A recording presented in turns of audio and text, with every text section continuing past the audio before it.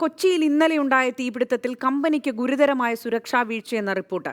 2006 fire and safety licence നേടിയ ശേഷം പിന്നീട് ഒരിക്കൽ പോലും കമ്പനി ലൈസൻസ് പുതുക്കിയിട്ടില്ല. കെട്ടിടത്തിലെ അഗ്നിശമന സംവിധാനം പ്രവർത്തനരഹിതമായിരുന്നുവെന്നാണ് സൂചന. ഫയർ ആൻഡ് സേഫ്റ്റി വിഭാഗം അന്വേഷണം തുടങ്ങി. ലൈസൻസ് പുതുക്കിയില്ലെന്നതിന്റെ തെളിവുകൾ 24 പുറത്തുവിടുകയാണ്. വിശദാംശങ്ങൾ സഹിൻ ആന്റണി നൽകും കൊച്ചിയിൽ നിന്ന്.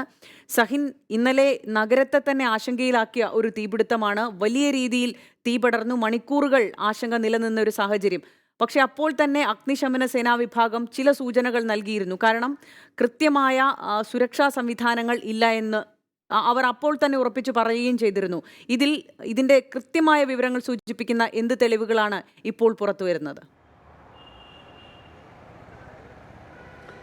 നിമ്മി, 2006 മാത്രമാണ് ഈ കെട്ടിടത്തിന് ലൈസൻസ്, അതായത് അഗ്നിശമന സേനയുടെ ഫയർ ആൻഡ് സേഫ്റ്റിയുടെ ലൈസൻസ് നേടാൻ കഴിഞ്ഞത്, NOC ഉണ്ടായിരുന്നത്. എന്നാൽ അവരത് പുതുക്കാനോ അല്ലെങ്കിൽ അത് സുരക്ഷിതമായി അത് പിന്നീട് അത് പുതുക്കാൻ തയ്യാറായില്ല എന്ന് തന്നെയാണ് മനസ്സിലാക്കുന്നത്.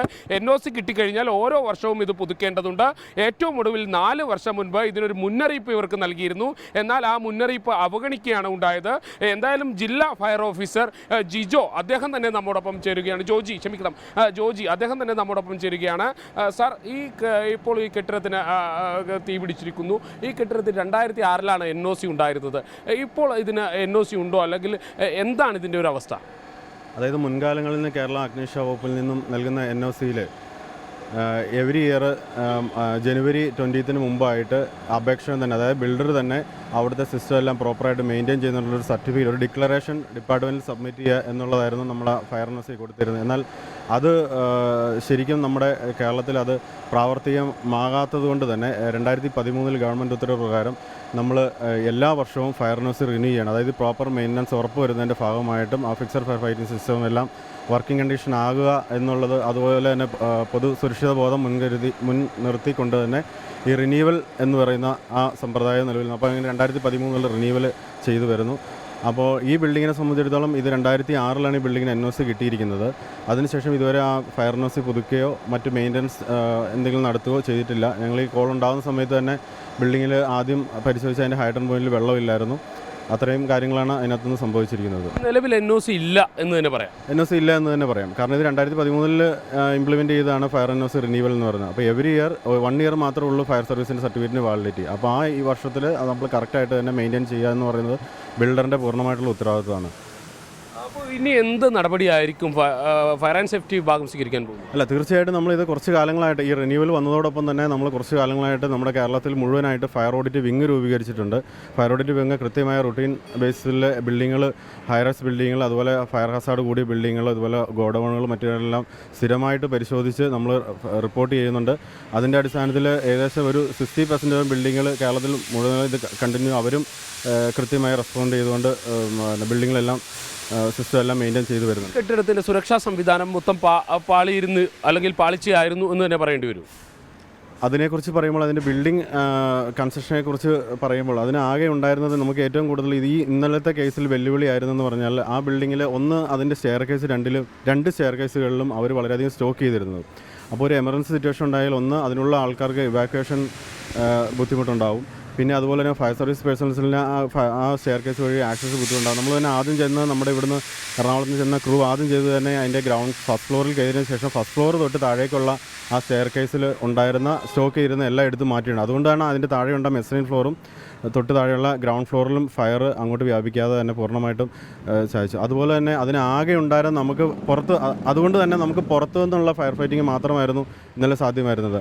അതുതന്നെ ഏകദേശം ആ വെന്റിലേഷനിലൂടെ മാത്രം കറക്റ്റായിട്ട് പൊസിഷൻ ചെയ്തെങ്കിൽ മാത്രമേ അകത്ത് വെള്ളം എത്തുകയുള്ളൂ, ഫോം എത്തുകയുള്ളായിരുന്നു. അപ്പോൾ അത് വലിയ വെല്ലുവിളിയാണ്.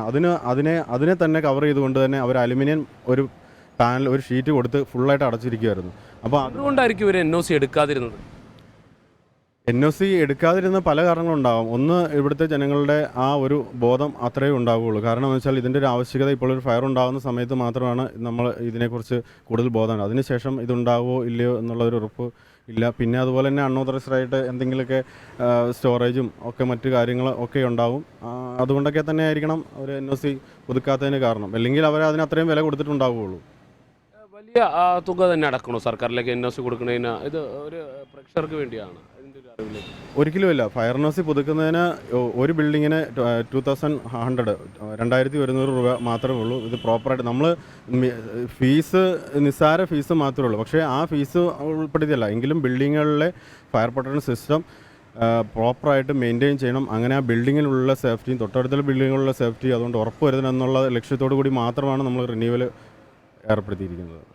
നിമ്മി, ഇദ്ദേഹമാണ് ജില്ലയിലെ ഫയർ ഓഫീസർ. അദ്ദേഹം തന്നെ പറയുന്നു ഇത്തരത്തിൽ ഫയർ സേഫ്റ്റി വിഭാഗത്തിൻ്റെ ഒരു സുരക്ഷയും ഈ കെട്ടിടത്തിൽ പാലിച്ചിട്ടില്ലായിരുന്നു. 2006 മാത്രമാണ് NOC കിട്ടിയിരുന്നത്. പിന്നീട് ഈ NOC പുതുക്കാനോ കെട്ടിടത്തിലെ സുരക്ഷാ സംവിധാനം മെയിൻറ്റെയിൻ ചെയ്യാനോ ഇവർ തയ്യാറായിട്ടില്ല എന്ന് തന്നെയാണ് ഫയർ സേഫ്റ്റിയുടെ എറണാകുളം ജില്ലയിലെ മേധാവി പറയുന്നത്. നിമ്മി, സഹിൻ, ഈ ഘട്ടത്തിൽ നഗരത്തിൽ ഇപ്പോൾ അദ്ദേഹം തന്നെ സൂചിപ്പിക്കുകയുണ്ടായി പരിശോധനകൾ ആക്കാത്തതുകൂടി ഒരു കാരണമായിട്ടുണ്ട്. കാരണം ഇത്തരം വലിയ വ്യാപാര സമുച്ചയമുള്ള ഒരു പ്രദേശത്തായിരുന്നു ഇന്നലെ ഈ വലിയ തീപിടുത്തം ഉണ്ടായത്. മറ്റ് കടകളിലേക്ക് പടരുമെന്ന ആശങ്ക ആളുകൾ താമസിക്കുന്ന ഫ്ലാറ്റുകൾ അടുത്തുണ്ടായിരുന്നു. അപ്പോൾ നഗരത്തിലടക്കം ഈ ചൂട് കൂടുകൂടി ചെയ്യുന്ന സാഹചര്യത്തിൽ പരിശോധന കൂടി കർശനമാക്കാൻ തീരുമാനിച്ചിട്ടുണ്ടോ? ആ നിലയ്ക്ക് എങ്ങനെയാണ് മുൻപോട്ട് പോകുന്നത്? തീർച്ചയായിട്ടും അദ്ദേഹം പറയുന്നത് ശക്തമായ പരിശോധനകൾ തന്നെയുണ്ടാകും, കർശനമായ പരിശോധനകൾ തന്നെയുണ്ടാകും. ഇനി ഓരോ ബിൽഡിങ്ങിലും ഇത്തരത്തിലുള്ള ഫയർ ആൻഡ് സേഫ്റ്റിയുടെ ലൈസൻസ് ഉറപ്പുവരുത്തിയിട്ടുണ്ടോ, അതിൻ്റെ NOC ഉറപ്പുവരുത്തിയിട്ടുണ്ടോ എന്നുള്ള കാര്യം ഫയർ ആൻഡ് സേഫ്റ്റി ഉദ്യോഗസ്ഥർ പരിശോധിക്കും. ഇന്ന് മുതൽ തന്നെ പരിശോധന ആരംഭിക്കുമെന്നാണ് അദ്ദേഹം അറിയിച്ചിരിക്കുന്നത്. എന്തായാലും ഞാൻ നേരത്തെ സൂചിപ്പിച്ചതുപോലെ തന്നെ ഇന്നലെ തീപിടുത്തം നടന്ന 7 നില കെട്ടിടമായിരുന്നു. ആ 7 നില കെട്ടിടത്തിൽ അനധികൃതമായ എന്തെങ്കിലും നിർമ്മാണം നടന്നിരിക്കാം.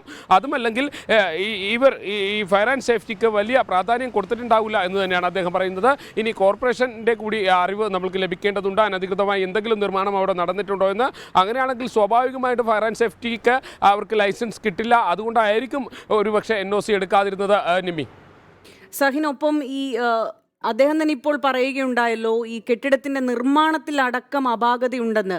അങ്ങനെ ഈ ഫയർ ആൻഡ് സേഫ്റ്റി അല്ലെങ്കിൽ സുരക്ഷാ സംവിധാനങ്ങൾ കൃത്യമായി പാലിക്കാതെ, നിർമ്മാണത്തിൽ പാലിക്കേണ്ട ചട്ടങ്ങൾ കൃത്യമായി പാലിക്കാതെ എങ്ങനെയാണ് നഗരമധ്യത്തിൽ ഇങ്ങനെയൊരു കെട്ടിടം പണിതത് എന്നുള്ളത് കൂടി കാണേണ്ടതില്ലേ? കാരണം ഒരു മാനദണ്ഡവും പാലിക്കാതെ കൃത്യമായ വെന്റിലേഷൻ പോലും ഇല്ലെന്ന് അദ്ദേഹം സൂചിപ്പിക്കുന്നു. കാരണം ഇന്നലെ ഏറ്റവും വലിയ പ്രതിസന്ധി സൃഷ്ടിച്ചത് തീ അണയ്ക്കാൻ ഉള്ളിലേക്ക് കടക്കാൻ ഒരു വെന്റിലേഷൻ പോലും ഇല്ലാതെ ഒരു ബിൽഡിംഗ് എങ്ങനെയാണ് നഗരമധ്യത്തിൽ പണിതുയർത്താൻ കഴിഞ്ഞത്?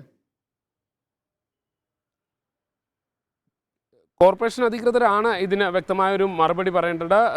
പക്ഷേ അക്കാര്യം ഇപ്പോഴും വ്യക്തമായിട്ടില്ല. ഇന്നലെ കോർപ്പറേഷൻ്റെ കമ്മിറ്റി കൂടിയിരുന്നു. അതിൽ നിന്നും ഒരു തീരുമാനം ഉണ്ടാകുകയും ചെയ്തു. ഈ കെട്ടിടത്തിന് നിർമ്മാണ അനുമതി ഉണ്ടോ, എത്ര നില വരെ നിർമ്മിക്കാമെന്നുള്ള അനുമതി വേണം, അതിനെക്കുറിച്ച് പഠിക്കുവാനായി ഒരു സമിതിയെ രൂപീകരിച്ചിട്ടുണ്ട്.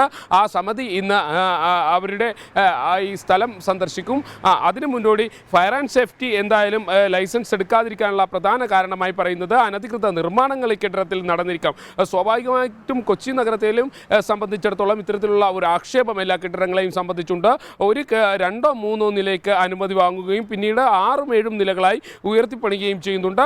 അത്തരത്തിലുള്ള ഒരു ആക്ഷേപം നിലനിൽക്കുന്നു. പ്രത്യേകിച്ചും ഇത് നഗരമധ്യത്തിലാണ്. അങ്ങനെ നഗരമധ്യത്തിൽ നിൽക്കുന്ന ഒരു കെട്ടിടത്തിൽ ഒരുപക്ഷെ ഇത്തരത്തിലുള്ള അനധികൃത നിർമ്മാണങ്ങൾ നടന്നിരിക്കാം. അതുകൊണ്ടായിരിക്കും ഫയർ ആൻഡ് സേഫ്റ്റിയുടെ ലൈസൻസ് എടുക്കാതിരുന്നതെന്ന ആണ് അദ്ദേഹം ഇപ്പോൾ സൂചിപ്പിക്കുന്നത്. നിമ്മി, സഹിനൊപ്പം ഒരു കാര്യം കൂടി, ഇന്നലെ ഈ ഫയർ ആൻഡ് സേഫ്റ്റി വിഭാഗം അവിടെ പരിശോധനകൾ നടത്തിയ ശേഷം നൽകിയ റിപ്പോർട്ടിൽ പറയുകയുണ്ടായി സുരക്ഷാ പ്രശ്നങ്ങളുണ്ട്, നഗരമധ്യത്തിൽ ഇങ്ങനെ ആ കെട്ടിടം നിലനിർത്താൻ കഴിയില്ല എന്നുള്ളൊരു സൂചന കൂടി നൽകിയല്ലോ. ആ വിഷയത്തിൽ തുടർന്ന് മുന്നോട്ടുള്ള നടപടികൾ എന്താവും? സ്വാഭാവികമായി ആ കെട്ടിടം തകർത്ത് കളയണം എന്നുള്ളത് തന്നെയാണ് ഫയർ ആൻഡ് സേഫ്റ്റി ഇപ്പോഴും പറഞ്ഞുകൊണ്ടിരിക്കുന്നത്. കാരണം സുരക്ഷ ആ കെട്ടിടത്തെ സംബന്ധിച്ചിടത്തോളം ചുറ്റുമുള്ള കെട്ടിടങ്ങൾക്കും സുരക്ഷ വലിയ പ്രശ്നം തന്നെയാണ്. കെട്ടിടത്തിന് കാര്യമായ വിള്ളലുകൾ വീണിട്ടുണ്ട്. ഏത് സമയത്ത് വേണമെങ്കിലും കെട്ടിടം തകർന്നു വീഴാമെന്നുള്ള നിലയിലാണ് കാര്യങ്ങൾ നിൽക്കുന്നത്. ഇപ്പോഴും അവിടുത്തെ തീ അണക്കാൻ കഴിഞ്ഞിട്ടില്ല എന്നുള്ളതും എടുത്തു പറയേണ്ടിയിരിക്കുന്നു. ഇപ്പോഴും പല ഭാഗങ്ങളിലും പുക ഉയർന്നുകൊണ്ടിരിക്കുകയാണ്. ഫയർ ആൻഡ് സേഫ്റ്റിയുടെ ഒരു യൂണിറ്റ് മുഴുവൻ സമയത്ത് ഇപ്പോഴും പ്രവർത്തിച്ചുകൊണ്ടിരിക്കുന്നു. അതുകൊണ്ട് തന്നെ ഇപ്പോഴും ഒരു സുരക്ഷ ഉറപ്പുവരുത്താൻ കഴിഞ്ഞിട്ടില്ല. ഈ ഒരു കാര്യം മുൻനിർത്തിക്കൊണ്ട് തന്നെ കെട്ടിടം പൊളിച്ച് കളയണം എന്നുള്ള ഒരു തീരുമാനം തന്നെയാണ് ഫയർ ആൻഡ് സേഫ്റ്റി ഉദ്യോഗസ്ഥർ അറിയിച്ചിരിക്കുന്നത്. ശരി സഹൻ, ഏതായാലും കൊച്ചിയിൽ ഇന്നലെ ഏറെ നേരം ആശങ്കയിലാഴ്ത്തിയിരുന്നു നഗരമധ്യത്തിലുണ്ടായ തീപിടുത്തം. കമ്പനിക്ക് ഗുരുതരമായ സുരക്ഷാ വീഴ്ചയുണ്ടായെന്നാണ് report. 2006 fire and safety licence നേടിയ ശേഷം പിന്നീട് ഒരിക്കൽ പോലും കമ്പനി ലൈസൻസ് പുതുക്കിയിരുന്നില്ല എന്നാണ് ലഭിക്കുന്ന വിവരങ്ങൾ. സഹിൻ ആന്റണിയാണ് വിശദാംശങ്ങൾ നൽകിയത്.